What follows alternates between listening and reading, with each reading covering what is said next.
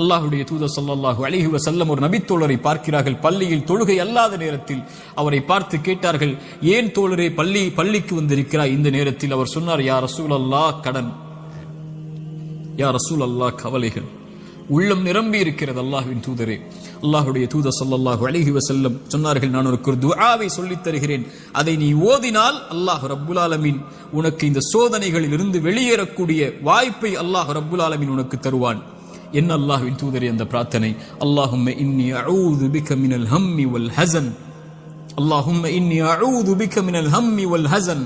யா அல்லாஹ், என்னுடைய துக்கம், என்னுடைய எதிர்காலம் என்ன ஆகப் போகிறது, நான் எதை நோக்கி செல்லப் போகிறேன், என்னுடைய வருமானம் என்ன ஆகப் போகிறது, இவ்வளவு கஷ்ட இழப்புகளை சந்தித்து விட்டேனே, இனிமேல் என்ன ஆகப் போகிறது என்ற கவலையில் இருந்தால், யா அல்லாஹ், அந்த துக்கத்தை நீக்கு யா அல்லாஹ். எதிர்கால கவலைகளை பற்றிய கவலையை உள்ளத்திலிருந்து நீக்கு யா அல்லாஹ்.